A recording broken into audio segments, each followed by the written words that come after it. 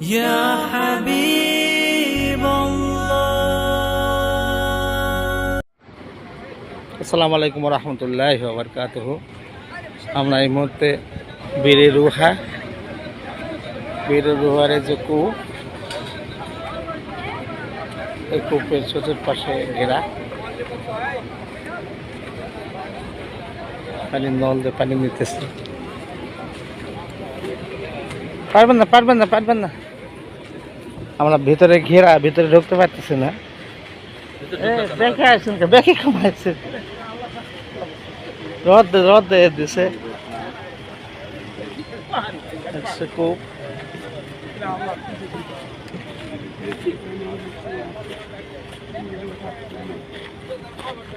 আল্লাহ পাকের অশেষ রহমত বরকত।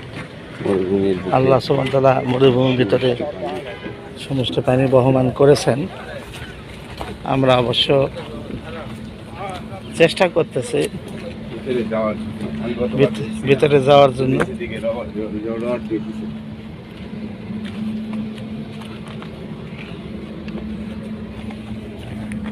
আসেন যাওয়া যাবে না। আমার তাহির ভাই ভিতরে ঢোকার চেষ্টা করলেন, আর সলমান বিয়েও চেষ্টা করলেন, আমাদের সাথে সাথে আসলো, কিন্তু আমরা ব্যর্থ হলাম।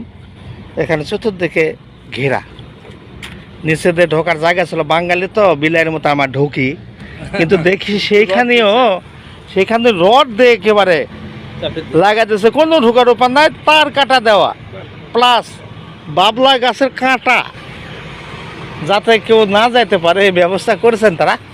ভিতরে যে অনেকে সেরেকে কাজ করে, বেদাতি কাজ করে, বিধায় সংরক্ষণ করে রেখেছেন। হ্যাঁ, আল্লাহ পাকে শুকরিয়া। আমার নানা এতক্ষণ তো ছিলেন না, এমাত্র আসলেন, খুব খুশি। পেটে খিদে লাগছে, অবশ্য নাস্তা এখনো করিনি। নানি সহ চলে আসছে, নানিও দেখবা ফোন করে চলে আসছেন।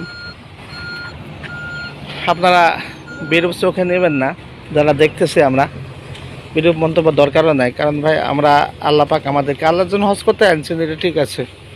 পাশাপাশি হজের বাহিরের কাজ, যে নির্দেশনগুলো আমরা দেখার চেষ্টা করি, যেমন আজকে বদরে যাইতেছি, ইনশাল্লাহ তাইফে যাব, এটাও আপনারা পাবেন। জেদ্দা ইনশাল্লাহ যাব, এটাও পাবেন। আর বিগত আমরা যেটা দেখেছি সেটা পাঠাইছি। আল্লাহ পাক সকলকে কবুল করুক, আমিন।